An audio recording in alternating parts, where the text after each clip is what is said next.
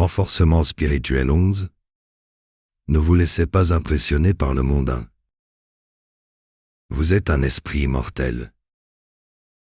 Et si vous en avez relativement conscience, et si vous apprenez à intégrer les conséquences et les implications de cette vérité spirituelle, vous êtes probablement entouré de personnes qui, elles, n'ont aucune conscience de cette vérité spirituelle.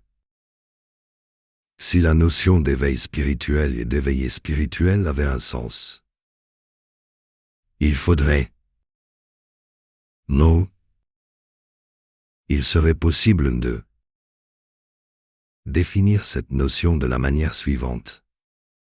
L'éveil spirituel devrait être compris comme la prise de conscience par l'individu du fait qu'il est un esprit immortel, et l'éveillé spirituel devrait désigner l'individu qui est effectivement conscient à quelque degré qu'il est un esprit immortel. Nul besoin de parler de manière radicale de la pleine réalisation en conscience.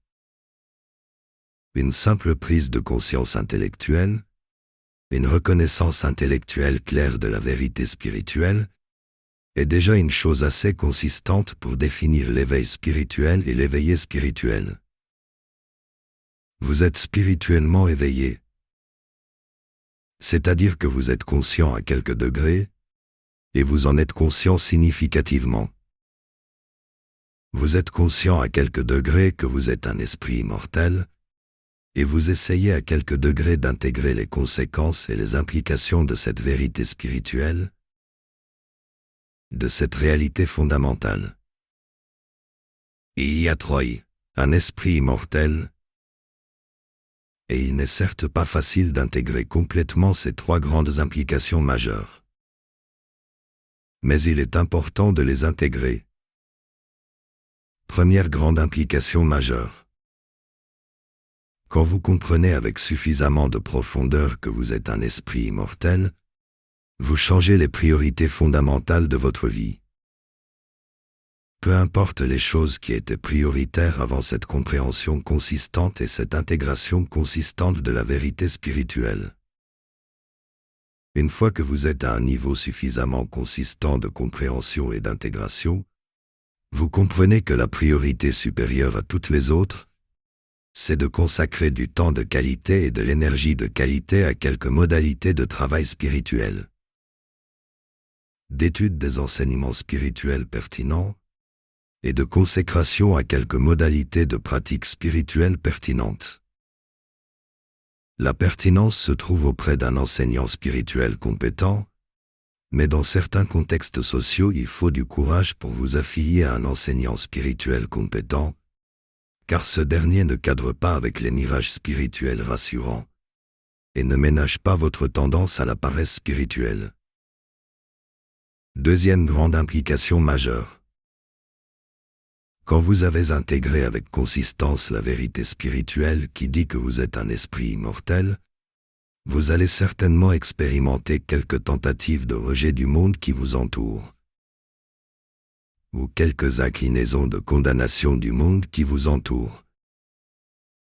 Et vous pouvez en arriver à vous sentir mal.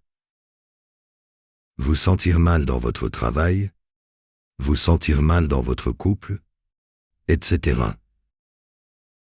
Vous devez approfondir davantage votre intégration de la vérité spirituelle pour comprendre qu'en tant qu'esprit immortel, il est de votre devoir d'être en paix avec les imperfections du monde et les imperfections des gens. Et qu'il est de votre devoir, dans cette paix, de vous construire une belle petite vie confortable au sein de laquelle vous aurez l'espace et le temps nécessaires pour vous adonner au travail spirituel. Est-ce que vous entendez qu'il s'agit d'abord de faire en sorte d'être en paix avec le monde et les gens? Soyez en paix avec votre travail, soyez en paix avec votre couple, soyez en paix avec votre environnement social, humain et administratif. Occupez-vous sérieusement et correctement de vos conditions de vie matérielle et sociale. Entretenez sérieusement et correctement votre petit confort matériel et social. Et au lieu de vous lancer dans des luttes transitoires et dans des combats transitoires, Ayez une vie paisible et confortable au sein de laquelle vous avez suffisamment de temps de qualité et d'énergie de qualité pour le travail spirituel. Troisième grande implication majeure. Quand vous avez intégré profondément la vérité spirituelle, vous savez que la chose la plus importante, c'est de développer la puissance spirituelle intrinsèque qui est la vôtre. Et ce n'est pas d'avoir du pouvoir temporel. Certes, vous avez intelligent et les efforts pratiques qu'il faut pour vous assurer une vie matérielle, sociale et relationnelle qui soit simple et confortable. Mais normalement, vous avez maintenant assez de lucidité pour ne plus vous laisser impressionner et pour ne plus vous laisser attirer par les atours du pouvoir temporel. Et surtout, vous avez maintenant assez de lucidité pour simplifier votre relation au bonheur. Vous comprenez que le bonheur humain est simple. C'est la capacité à tirer du plaisir et de la joie des choses simples, sans pour autant vous rendre incapable d'apprécier des choses sophistiquées, mais en vous rendant capable de vous contenter pleinement des choses simples. Mais vous comprenez aussi que le bonheur humain n'est qu'une condition préférable, ce n'est pas le but. Le but, c'est de développer encore et encore la puissance intrinsèque de l'esprit immortel que vous êtes, et c'est dans cette optique profonde que vous pratiquez dans la discrétion de vos jours et de vos nuits. Vous êtes probablement entouré de gens qui n'en sont pas encore à ce niveau de conscience spirituelle, et qui n'auront pas le plus petit début d'intégration réelle de cette vérité spirituelle avant encore plusieurs incarnations.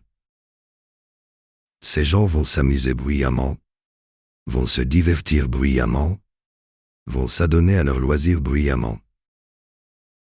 Mais vous verrez qu'en réalité le bruyamment cache un certain désespérément. Ou alors ces gens vont se jeter bruyamment à la conquête de quelques succès en business, ou en show business, ou en sport, ou à la conquête de quelques postes de pouvoir, dans le privé, dans le public ou dans la politique. Mais vous verrez qu'en réalité il y a une totale absence de perspective consistante dans leur quête de succès ou de pouvoir mondain. Ou alors ces gens vont s'engager bruyamment et s'activer bruyamment dans quelque engagement social, dans quelque lutte sociale, en étant plus ou moins politisés. Mais là encore, vous verrez qu'en réalité c'est beaucoup de bruit mental et émotionnel pour cacher une réelle misère métaphysique. Ne vous laissez pas impressionner, ne vous laissez jamais impressionner. Construisez et entretenez une petite vie confortable. Et au sein de votre petite vie confortable, occupez-vous avec sérénité et avec sérieux de ce qu'il y a de plus important. Le développement de la puissance intrinsèque de l'esprit immortel que vous êtes. Sensei Cyril Ndonyasu.